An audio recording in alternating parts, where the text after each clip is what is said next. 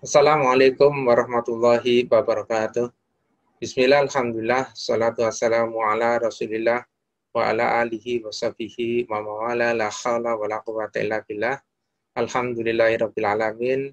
Pemirsa At-Takfir Channel yang dimuliakan Allah, kembali lagi kita bertemu di rubrik bedah artikel yang kali ini kita akan membedah kembali artikel Ustadz Ahmad Muid yang sudah dipublikasikan di tintasyadi.com, dan para pemirsa bisa langsung membaca artikel tersebut.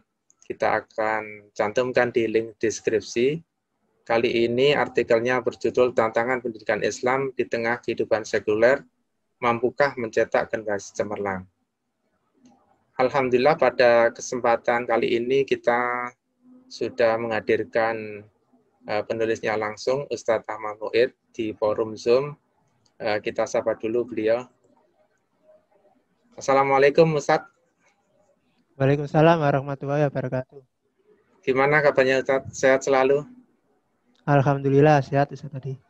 Alhamdulillah ya. Moga-moga kita selalu diberikan kesehatan, dijauhkan dari wabah yang masih melanda di negara kita.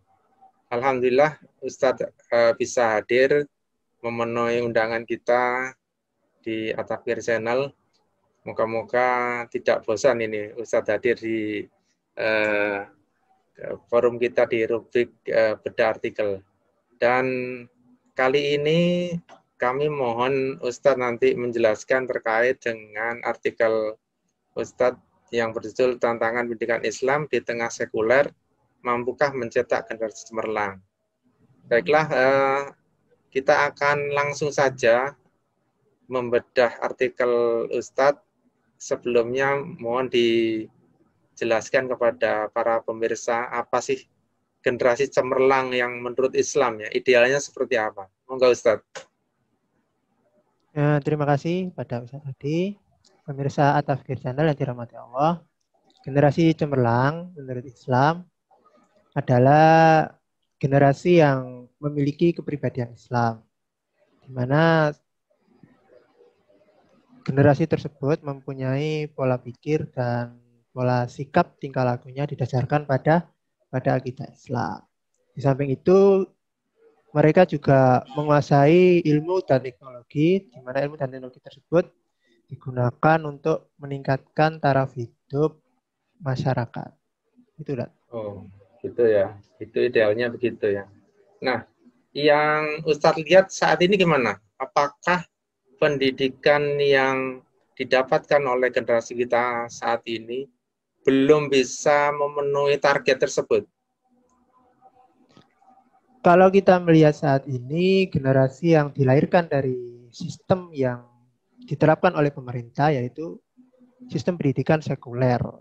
Nah, seperti kasus yang melatar belakangi penulisan artikel yang saya tulis ini, yaitu 37 pasangan remaja SMP di Jambi itu terkena razia penyakit masyarakat yang dilakukan oleh tim gabungan TNI Polri dengan pemerintah kecamatan, di mana dalam razia tersebut itu ditemukan obat kuat dan miras. Juga mereka itu akan melakukan pesta seks. Namun ini hanyalah semacam gunung es, artinya kasus yang muncul di permukaan. Mungkin yang lain masih lebih banyak lagi. Yang tidak terekspos itu mungkin bisa jadi lebih banyak ya. Nah, apakah Ya. itu ya baik? Apakah itu bisa menjadi indikator bahwasanya adanya kesalahan dalam sistem pendidikan kita? Sistem pendidikan kita emang bertujuan bukan untuk menciptakan generasi cemerlang sebagaimana yang diinginkan oleh Islam. Sistem pendidikan kita yang diterapkan oleh pemerintah yaitu sistem pendidikan yang melahirkan generasi yang berperilaku baik dan berdaya saing. Namun berdaya saing di sini itu acuannya pada materi dan prestasi, bukan mengacu pada berlomba-lomba untuk mengamalkan amalan akhirat tapi mengejar dunia. Oh, Jadi begitu ya, orientasinya lebih cenderung kepada dunia ya. Ya, Iya, iya, oke. benar. Ya. Apakah berarti seperti itu pelajaran agama yang kita tahu kan sudah diberikan, itu tidak cukup untuk menjadikan generasi cemerlang yang berkepribadian Islam? Pelajaran agama yang diterapkan saat ini sangat kurang karena dari sisi waktu juga minim sekali, hanya 3 sampai 4 jam dalam waktu seminggu. Tentunya waktu segitu tidak cukup untuk melahirkan generasi cemerlang sebagaimana yang diinginkan oleh Islam.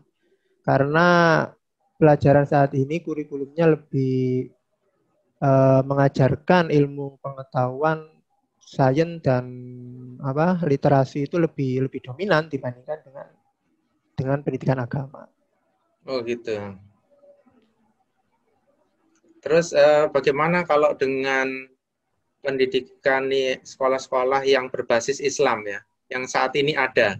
Apakah sekolah-sekolah tersebut sudah bisa memenuhi target untuk menghasilkan atau mencetak generasi cemerlang? Untuk sekolah-sekolah Islam saat ini belum bisa dikatakan memenuhi target generasi cemerlang karena bisa jadi mereka di sekolah, contohnya anak perempuan yang pakai kerudung, kita tidak tahu pada saat dia sudah di luar sekolah kerudungnya bisa dilepas karena terpengaruh dari lingkungan tempat dia tinggal, bahwa membuka aurat itu sesuatu yang biasa. Jadi untuk walaupun eh, mereknya adalah sekolah Islam, namun hanya sekedar, bisa jadi hanya sekedar label untuk melahirkan generasi cemerlang sebagaimana diidamkan oleh Islam belum cukup, artinya tidak mampu. Gitu ya. Jadi memang itu belum bisa memberikan suatu idealita kita ya untuk mencetak generasi cemerlang. Nah, sebetulnya kalau begitu bagaimana supaya kita itu betul-betul bisa mencetak generasi cemerlang? Apa yang seharusnya hadir dalam kehidupan kita? Yang seharusnya hadir tentunya adalah sistemnya, Tat. Jadi sistem yang diterapkan dalam kehidupan kita harusnya sistem pendidikan Islam, yaitu ada beberapa bagian dalam sistem pendidikan Islam. Yang pertama yaitu sistem pendidikan Islam itu akan menanamkan akidah bagi peserta didiknya mulai dari sejak dini, di mana akidah itu akan mengajarkan tentang keimanan dan ketakwaan, sehingga dalam mengambil pelajaran atau peristiwa dari kehidupan mereka akan memakai Islam sebagai standar untuk menilainya. Kemudian yang kedua adalah umat, yaitu umat berkewajiban untuk mempelajari ilmu dan teknologi di samping dia mempelajari tentang Islam, sehingga ketika mereka menguasai ilmu dan teknologi, mereka akan gunakan untuk meningkatkan taraf hidup masyarakat, bukan hanya sekedar untuk mengejar kemewahan dunia. Sementara yang paling penting tentunya adalah tugas dari sebuah negara, yaitu yang akan menerapkan tentang sistem pendidikan Islam, di mana negara berkewajiban untuk memberikan pendidikan yang baik dan gratis.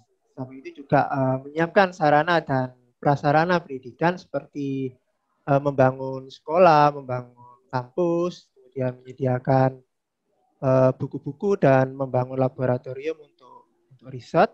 Di samping itu juga yang tidak kalah penting adalah peran negara dalam menyusun kurikulum tingkat pendidikan mulai dari pendidikan usia dini, pendidikan anak, dan tentunya pada usia balik. Nah, semua sistem itu, semua yang dilakukan oleh negara itu hanya bisa diterapkan dengan institusi penegak aturan Islam, yaitu khilafah. Jadi prinsipnya ini terkait dengan sistem ya, yang harusnya diemban oleh negara, diaplikasikan dalam kehidupan, sehingga itu akan melahirkan atau bisa mencetak generasi cemerlang seperti itu ya, Ustaz ya. Ya, benar. Masalah utamanya adalah sistem yang diterapkan dalam kehidupan masyarakat. Oke, baik. Oke, kalau begitu, kalau kita sudah tahu persoalannya di mana, sekarang apa yang harus dilakukan masyarakat dengan kondisi seperti ini? Apakah masyarakat itu ya hanya nunggu atau bagaimana Ustadz ini ya? Sebagai masyarakat tentunya mau tidak mau harus memberikan sistem pendidikan Islam dalam lingkungan keluarganya, dalam artian walaupun di luar diterapkan sistem pendidikan sekuler, tapi kalau kita ikut arus saja tentu akan generasi yang kita hasilkan akan ikut hancur. Artinya mau tidak mau keluarga-keluarga muslim harus menerapkan kurikulum Islam dalam keluarganya sendiri. Mungkin dan itu pun tantangannya sangat sulit. Artinya kalau dia di dalam keluarga bisa jadi bisa membentengi, tapi pada saat di luar kan virus yang menyerang anak-anak mereka tentunya akan lebih berat gitu. Jadi apa yang harus dilakukan untuk berikutnya untuk melakukan sebuah perubahan ini ya? Yang dilakukan berikutnya tentunya harus masyarakat harus ikut berjuang untuk mewujudkan sistem pendidikan Islam. Artinya ikut berjuang bersama-sama mewujudkan institusi yang akan menerapkan sistem pendidikan Islam, yaitu khilafah. Ya. Jadi ya, tidak mungkin itu akan berubah ataupun hal yang ideal itu akan datang dengan sendirinya ya. Jadi pada prinsipnya ya masyarakat harus ikut menyadari dan ikut melakukan sebuah perubahan ke arah yang ideal itu ya. Iya benar, Tad. Untuk mewujudkan sistem pendidikan Islam tidak mungkin diterapkan dalam negara yang menerapkan sistem saat ini, yaitu negara sekuler. Ya, baik. Jadi kalau boleh kami simpulkan, yang pertama bahwasanya kita masyarakat harus menyadari bahwa pendidikan saat ini adalah pendidikan sekuler yang dimana memisahkan agama dari kehidupan yang hanya berorientasi kepada materi ya. Jadi tidak mungkin kalau dengan dasar seperti itu akan menghasilkan generasi yang cemerlang ya, sebagaimana yang diidealitakan ya, generasi yang punya kepribadian Islam tetapi juga mempunyai kemampuan skill yang tinggi yang itu bisa bermanfaat buat kehidupannya di dunia maupun di akhirat yang gitu ya. Yang kedua, kesimpulannya bahwasanya masyarakat memang tidak boleh diam ya. Tentu saja harus menyadari hal ini untuk memprotek atau menjaga keluarganya, anak-anaknya, putra-putrinya, agar mereka semaksimal mungkin tidak terpengaruh dengan kondisi yang ada. Sekaligus masyarakat juga harus menyadari bahwasanya perlunya ada perubahan, ya. Perubahan ke arah bagaimana agar idealita untuk mencetak generasi cemerlang itu bisa dilakukan. Dan yang ketiga tentu saja tadi sudah disampaikan oleh Ustadz Mu'id ya, sudah menjadi keharusan ya, bahwasanya sistem pendidikan Islam itulah pendidikan yang akan melahirkan generasi cemerlang dan itu hanya bisa diimban oleh negara. Oleh karena itu inilah para pemirsa yang menjadi kesimpulan pada artikel yang disampaikan oleh Ustadz Mu'id. Sekali lagi Ustadz, terima kasih atas waktunya sudah mau menyempatkan diri berbincang bersama kita. Moga-moga antum terus semangat dalam berkarya. Moga karya antum bisa memberikan pencerahan kepada umat dan bermanfaat buat kita semua. Baik, pemirsa, terima kasih atas perhatiannya. Moga-moga apa yang kita berikan ini bisa memberikan manfaat yang besar buat kehidupan kita, ya untuk generasi yang mendatang. Moga-moga itu bisa mendatangkan barokah untuk kita semua. Demikian dari kami. Bila taufiq wal hidayah. Assalamualaikum warahmatullahi wabarakatuh. Waalaikumsalam.